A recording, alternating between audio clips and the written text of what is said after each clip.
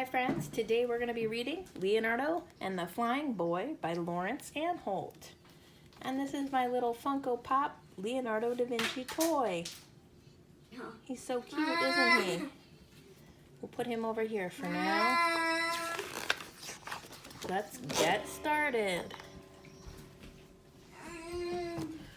There were no spaceships or airplanes when Zorro was a boy. The sky belonged to the birds.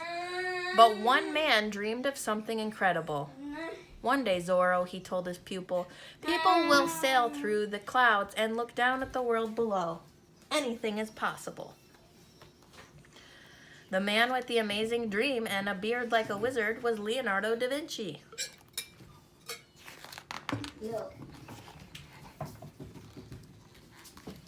Anything seemed possible in Leonardo's busy studio.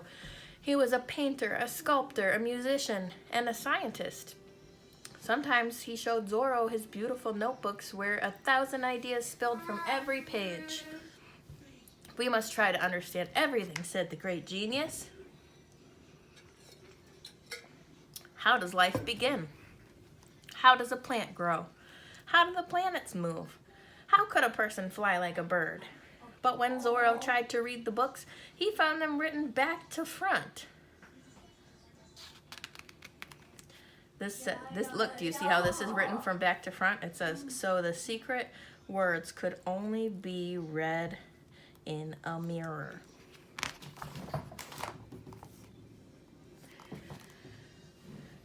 There was one place where Zorro could never go, one mysterious workshop where the door was always locked. No one was allowed in there except Leonardo himself. Zorro longed to know what was inside. Maybe it's a fantastic sculpture, he thought, or maybe a huge war machine. In the studio, everyone had to work hard.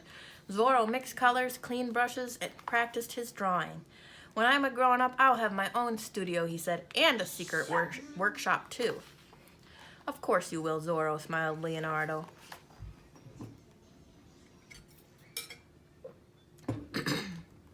Leonardo was a kind man. If ever he found an animal that was sick or hungry, he would bring it home for his pupils to take care of. But one day, Leonardo found something very strange. He dragged the wild and noisy creature into the studio where it kicked and fought and spat at the great artist. What is it? Asked Zorro. No. It's a boy, laughed Leonardo. A very wild boy. He's never been to school and his mother is too poor to take care of him. She begged me to give him some work before he ends up in prison. The wild boy grabbed Leonardo's hand and bit very hard. Leonardo pretended to be angry, but Zorro could see that he was laughing. I'll call you Salai, said Leonardo. It means little devil, and that's exactly what you are. So Salai came to stay in the studio, and although he was a bad boy, everybody grew to like him. But you can't wear those rags, said Leonardo. I'm going to buy you a real velvet suit and some shoes. Now where did I leave my money? They searched high and low until at last Zorro found the money, hidden in Salai's filthy coat. Zorro couldn't believe it. Who would dare steal from Leonardo da Vinci? Day after day, Leonardo dreamed up inventions of every kind. Zorro was amazed to see a parachute, the very first bicycle, a deadly war machine, a gadget for walking on water, a life preserver, a diving suit. Once he built a machine for cutting and polishing glass and made himself a pair of spectacles. Spectacles are glasses. Now I can keep an eye on Salai, he said, winking at Zorro.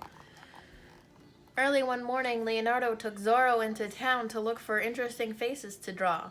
When he noticed someone especially beautiful or unusually ugly, Leonardo would follow them, making dozens of sketches. By the time they came to the market where a lady was selling birds in tiny cages, Leonardo looked at the birds. Then to Zorro's surprise, he bought all of them. But instead of taking the birds home as pets, Leonardo told Zorro to open the cages. Everybody stared. No one could understand. A bird should be free, said Leonardo. Look, Zorro, can you see how their wings push against the air? It gives me an idea.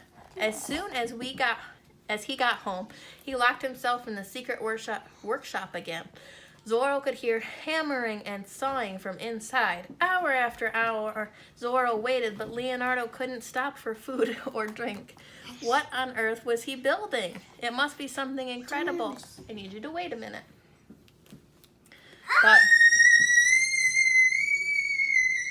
It must be something incredible, thought Zorro.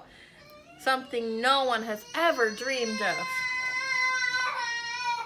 At last he fell asleep on the steps outside.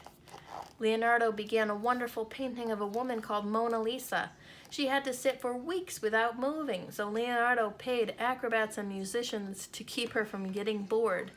Zorro stared at the dreamy green mountains and twisting rivers. Surely no one has painted anything so perfect, he thought. The face in the painting was smiling, a mysterious, gentle smile.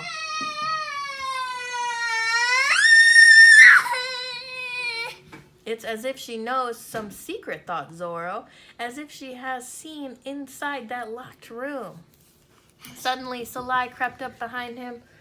Come with me, Zorro, he hissed. I'll show you something more interesting than that picture. Salai looked very suspicious. He dragged Zorro out of the studio and quietly down the stairs. At the door of the secret workshop, Salai pulled out a big bunch of keys. You stole them, gasped Zorro. Leonardo will throw you back on the street. Salai only laughed and unlocked the door. Zorro knew he shouldn't be there. He should turn and run to Leonardo, but he just had to see inside that secret room. Zorro couldn't believe his eyes. An extraordinary machine filled the room. Its wings were like a great eagle's. Help me pull it outside, ordered Salai. If we waited until Leonardo is ready, we will never fly. Anyway, you are the only one small enough to fit inside the machine. It was made for you. You're a flying boy. Leonardo will be furious, whispered Zorro. Not when he sees you flying above the studio, shouted Salai. Come on, Zorro, help me. So as Leonardo walked up the stairs, Salai and Zorro hauled and dragged the heavy machine out of the workshop, along the streets, and far into the fields. Salai pointed to the highest hill. We will try the machine from there, he said. As the sun set, they reached the top.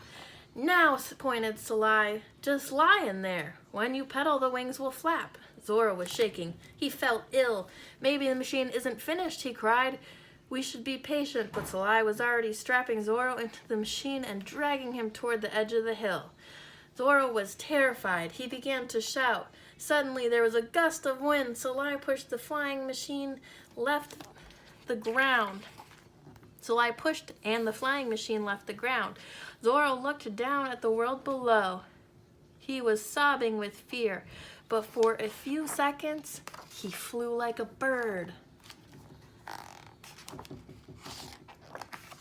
It works, shouted the wild boy from far below, but something was wrong. The bird was too heavy.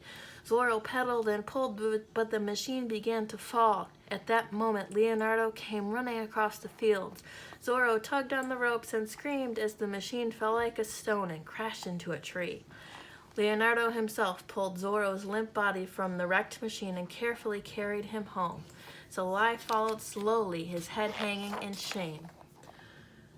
Zorro was laying in bed. His leg hurt. His head was wrapped in bandages. Oh, Zorro, said Leonardo sadly, it doesn't surprise me that Salai would disobey me. But you? Perhaps I was wrong. Perhaps people will never fly. We are not birds. From now on, I will stick to painting. No, said Zorro quietly. Remember what you told me. One day people will fly. The machine was too heavy, that's all. Leonardo thought for a moment, then he jumped up. Yes, he shouted, and the wings should be longer, like this. And he threw open a notebook and began to work slowly and patiently until a beautiful drawing appeared, a new flying machine more amazing than ever.